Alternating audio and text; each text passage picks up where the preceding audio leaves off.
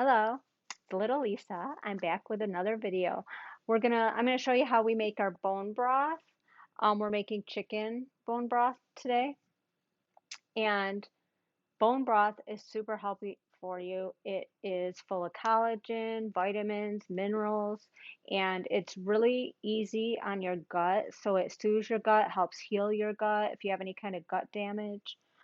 So it's super easy to make. We make quite a lot at a time and we freeze it. Um, you can make a smaller quantity, like in a crock pot or something, or on the stove. We have a big roaster that we use because it just makes it easier to do a huge batch. So we do 3 chicken carcasses at a time. So whenever we cut our chicken off the bone, we save the carcass, the wings, any little pieces, and put them in the freezer till we're ready to make stock. We even save roasted chicken bones. Like if we make a whole roasted chicken, we'll save the carcass. Um, most of them are raw just because we get all whole chickens from our farm. So we tend to cut the meat off the bone for certain things or cut up, and then we'll have the back and the wings and things. And then we also get from our farmer the chicken feet. So we put 2 feet per chicken in the stock. So we have 6 feet here. They're frozen in a block. And so I'm just going to dump this in here. It's probably going to stick. There we go. And then we have vegetable scraps. So we save our vegetable scraps. When we peel carrots or cut up onions, we put the peels and the ends. We have the ends, pieces of celery and like the inner part of the celery, garlic peels, parsley, anything like that. We keep in bags and put them in the freezer, and then we save the scraps to make it really economical to make the bone broth. You can use, if you don't have scraps, it's fine. You can just cut up a couple whole carrots, onion, and some celery and just throw it in there. That's fine. Then we put vinegar. You can use any kind of organic vinegar. Sometimes we use apple cider vinegar. This is just regular white organic vinegar. I've got a little over a quarter cup here for 3 chickens. So you want about 4 teaspoons or so per chicken. And what the vinegar does is it helps break down the bones and draw out the minerals and the collagen, and helps really make it a nutritional broth. And then we add sea salt. I have, of course, Celtic sea salt here. So I'm going to put probably about 3 tablespoons for this big batch. And I just sprinkle it in. Okay, that's it. And then we just fill it with water. This holds, I think, close to 4 gallons of water, 4 gallons of water. Um, so we just fill it with water, put the lids on. We turn it on to like about 350-ish, and just let it simmer. We simmer ours for 24 hours. You can simmer it longer. I know people that let it go just perpetually. They just keep adding bones and stock, taking the stock out, adding more until the bones are literally liquefied. Um, but you could do like 48 hours. It's pretty forgiving. The longer you do it, the more the bones will break down. You'll have more collagen in there, and you'll gel better. The feet also help it gel. Um, but we just do that, and then after 24 hours, we let it cool, and we package it up and put it into the freezer. And then I use it for soups, stews, gravies. If we don't feel well, we literally will just heat some up, put it in a mug with some pepper, a little maybe salt if you want, and drink it. It literally is like magic. Um, we make all kinds of soups, things like that. So it's just really handy to have. And we don't ever buy chicken stock, chicken broth at the store. They can contain a lot of additives. We don't know where the chickens came from. Um, we know we get our chickens from a local farm. They're organically pastured, and they don't inject them with any saline or anything. So we pay quite a bit more for our chicken. I think the past couple years we've paid $3.89 a pound for whole chickens, and I want to get my money's worth, and it's a healthy product, and it saves me money because I don't have to buy broth. So this makes our chicken go that much further because we save all the bones, we reuse them, and save our chicken scraps. So it's very economical and super healthy. So I will show you some of the stock when it's all finished and what it looks like after 24 hours. And then I will do some beef stock and show you how to do that because it's a slightly different process. See you later. Bye. Hi, I'm back. It's been 24 hours and we're ready to put away our chicken broth that we made, our bone broth. So I'm going to show you, if you can see, it's nice and dark. Everything's cooked. It looks beautiful. So now we strain it. So the easiest way, because it's still very hot, I don't know if you can see on the camera, but it's steaming. And so we just ladle it over into a bowl that we have with double strainer. One's like a fine mesh and one's a bigger one. And we just kind of ladle it in there and catch all the, and it's hot too. It's very hot. And it smells really yummy.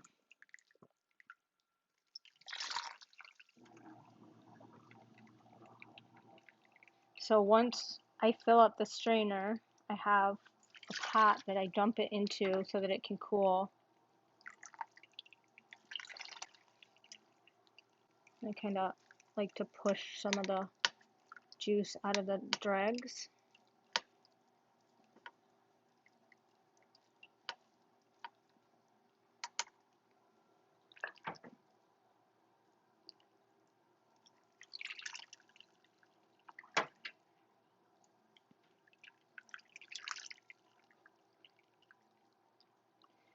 Okay.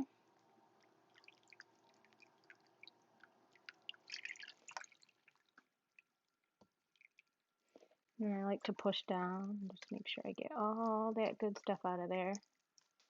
Not wasting any of it. It's, we call it liquid gold. So now I'm just going to dump this in here and keep going. So basically, we just keep doing this till we mainly fill up this bowl. That way, we've got like about 20 cups in the bowl, and we still have what's left in the roaster, and splitting it up that way will allow it to cool faster. So sometimes I'll even get like another bowl or a pot and keep straining some till it's like 3 containers full so that it will cool quicker, because otherwise it will take quite a while to cool and we want to go to bed at a decent hour. So I just kind of push it down. Even the bones will kind of push down because they're soft from cooking so long. So I just push it all down. Just dump it in here. Now this has meat, obviously, in the garbage part. So we don't put it in our compost. But what we do is, it's winter out here in Michigan. It's like freezing cold and snowy. So we'll just put it in a garbage bag when it's cool and put it in the can to go out this week. However, in the summer, when it's hot out and we don't want it putrefying, we put it, let it cool, put it in a garbage bag, and we stick it in the freezer.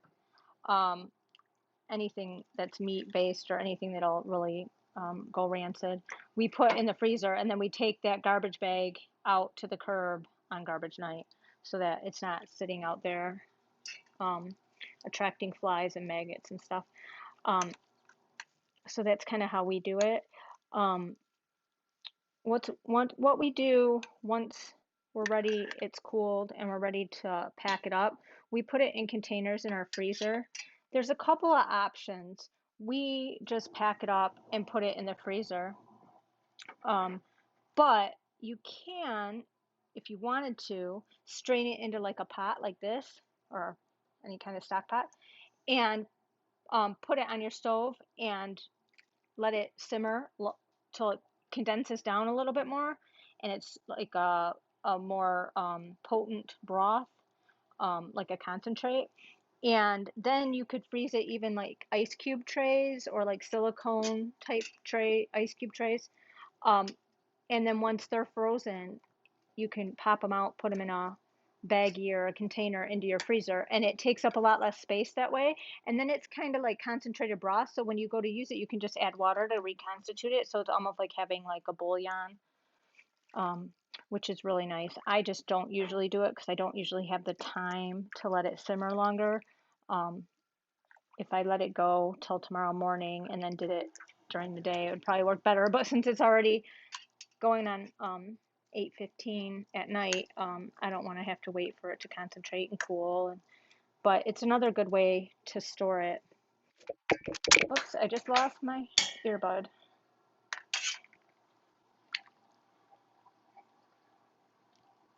All right, so this bowl is getting pretty full. So I think I'm going to have to stop for now. I'm going to take some of what I already strained and put it in a jar so you can kind of see the color better. When it cools, it will get more gelatinous. Oh, it's very hot.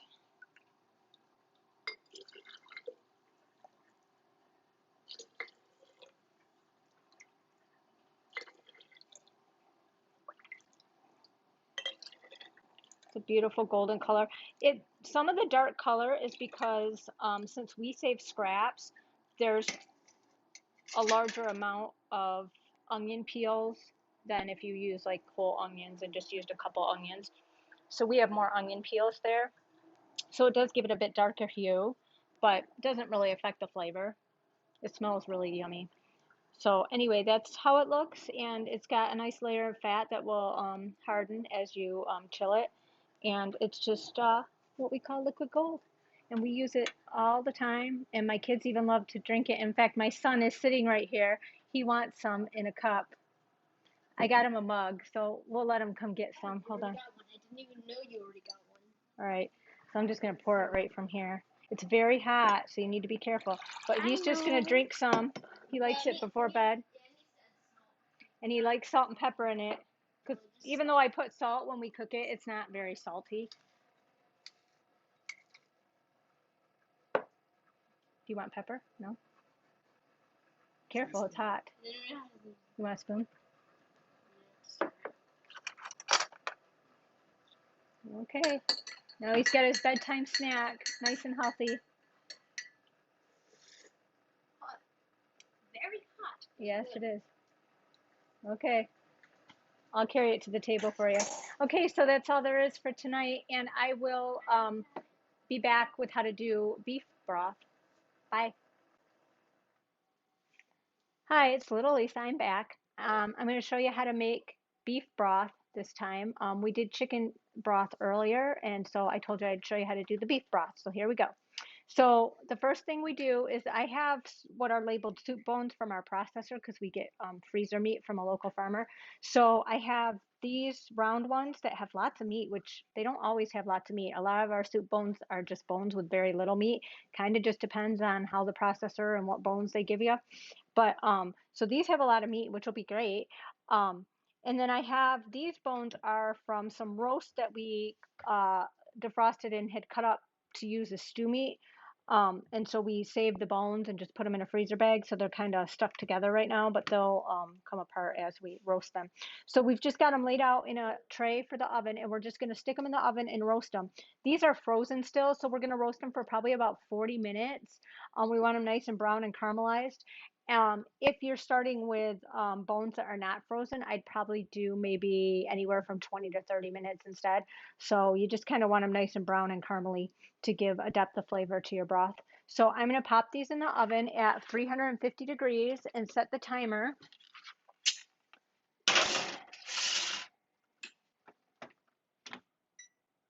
I'm going to set it for 40 minutes and I'll check on them. They might take 45. And then I'll be back when they're done to show you how we put together the broth. Bye. Okay, we're back. It's been about 40 minutes and the bones are nice and browned on the outside. And they're not obviously completely cooked or anything. They're just nicely browned to give a depth of flavor. So I'm just going to put them into our roaster pan. which is this old, ugly, big, huge roaster that we use for making stock. I think we got this right around when we got married. And it's still kicking, so we keep using it, but it's not pretty. And if I ever have to replace it, I will get one that's not nonstick.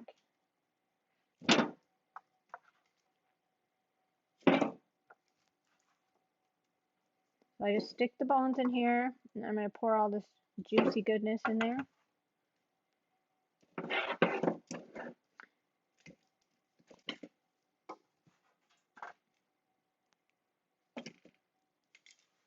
Okay.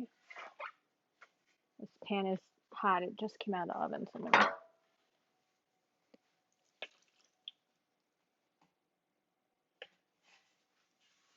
Can you grab me a spatula? No, like a scraper spatula. Thanks. Get all this flavored goop out of here. No sense in wasting it. Get as much as I can off of here.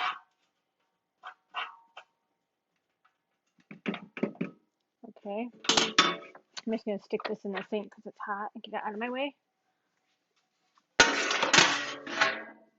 Okay. So now I have a bag of vegetable scraps that we've been saving in our freezer. There's celery, carrots, onions, garlic peels. I'm just going to put that in there. No really set amounts. If you want to just stick one onion quartered up with the peel on in there and a couple of carrots and some celery in there, you can do that, and maybe a couple cloves of garlic. I spilled some meat juice here. Let's wipe that up. Okay, and then I have 2 tablespoons of coarse sea salt. You can use any kind of sea salt. Just sprinkle it in there. And I have about a 1/4 cup of, looks like apple cider vinegar. And then I'm just going to fill it with water, put the lid on, turn it on to 350, and I'm going to let it go. Now, we do our beef broth a little bit longer. Than we do our chicken. The bones are a little thicker and bigger, and there's a lot of meat on there, so we tend to let it go longer. So we do about 36 hours. You could do anywhere from 24, 48, as long as you want, really. But we'll probably do like 36 hours. So sometime tomorrow, like early evening, we'll be ready to unpack it and strain it and everything, and I will be back to show you that. But otherwise, I'm just going to put water in this and let it cook. And one thing I will tell you is that as a difference between beef and chicken broth, for me at least, I feel like the beef broth has a distinct odor when it's cooking. I don't love it when it's cooking. Like I personally just think it doesn't smell great. And so sometimes when it's warmer weather, we will plug it in out in our garage and let it cook out there so I don't have to like smell up the whole house. It's not a horrible, horrible smell. I just don't love it. When chicken broth is cooking, I just feel like it's a wonderful smell, like your house just smells so good. I don't feel the same way with beef broth. So just an FYI, if you're cooking it and you're like, oh, that doesn't smell so good, don't freak out. It does have a strange odor to me, but it always tastes wonderful when it's done. So I don't know what causes that. It's just maybe it's just me, but anyway, so I just thought I'd give you a heads up in case you're thinking that it shouldn't smell like this. So I'm going to put water in here and turn it on and let it go, and I'll be back when it's all finished. Hi, it's little Lisa. I'm back. We finished doing our beef stock, and now we're going to strain it and get it ready to freeze.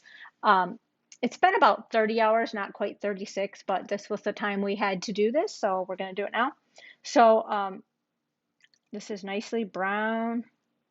And because the bones that we used had a lot of meat on them, when I get a bone out, I'm going to set it aside that has meat on it because we pick the meat off the bone and put it in a container and freeze it, and then we use it for soup. It's got a really nice flavor and it's yummy meat.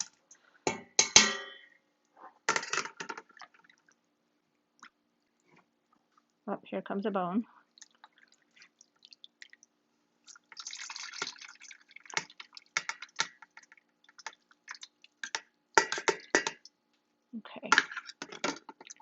I'm going to grab this with the tongs because it is very hot and it's very like falling apart really. I don't even know where the bone is. All I see is meat there. So we'll pick the meat apart from the fat. Yeah, that's it. And put it in the freezer and we use it in soup. Makes really lovely soup. No waste.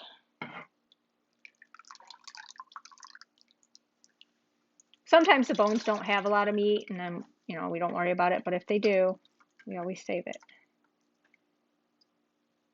It's generally, I found, because we get it from our processor, so I mean, they just call it soup bones. I don't really know what cut, the part of the cow it was. But generally, it's a pretty tough cut. I can tell when I roast the bones that it's a pretty, whatever it is, it's a tough cut that they wouldn't use for anything else. So, but the fact that it's cooked for so long, it's nice and tender.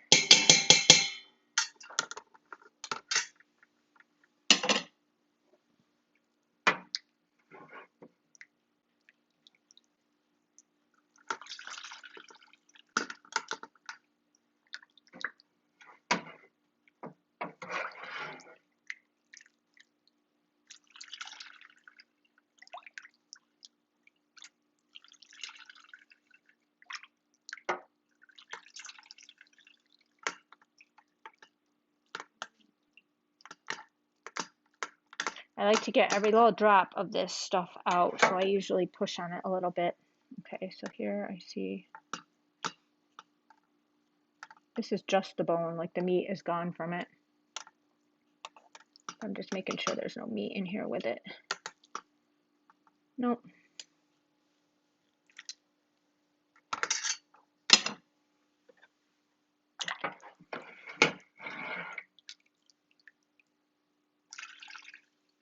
So we'll let this meat cool on the plate before we pick all the fat out.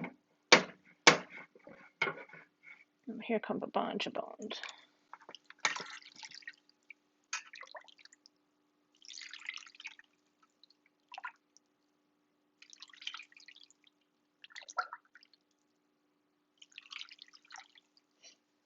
Okay. So yeah, all the meat's completely off the bones because it's been cooking for so long.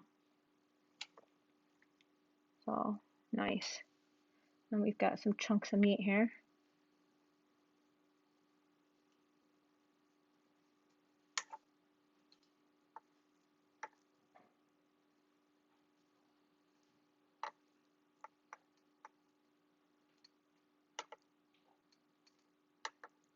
It's very, it like falls apart when you pick it up. I'm just trying to get the vegetables off of it.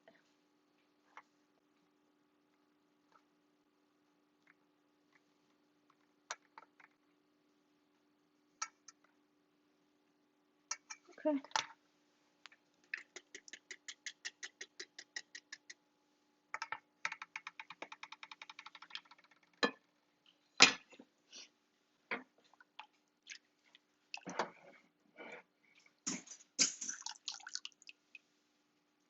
So beef stock, I use it when I make beef stew, when I make gravy, if I'm making any kind of beef gravy, when I make pot roast, sometimes like when we make soup, and sometimes even like chicken stock, I like to just have a cup of it with some pepper and salt in it.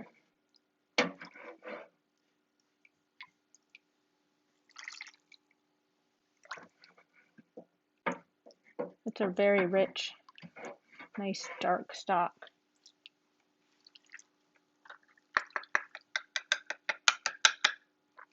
My dog's standing here. I think she smells all this yumminess. Not for her.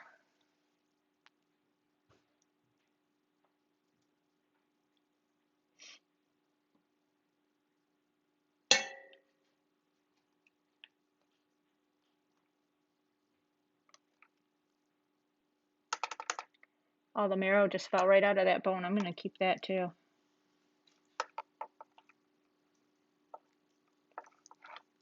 Put that right in with our meat. It'll go nicely in a soup and just melt into it. It's healthy.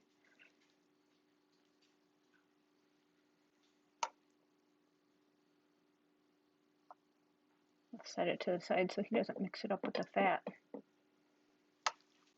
Let's see, this is just onions. Oh, here's the meat. So it's a little more fussy to strain the beef stock because these bones had meat and we want to save it. The chicken stock, we don't bother with that because there's not a ton of meat left on our carcasses when we make it usually.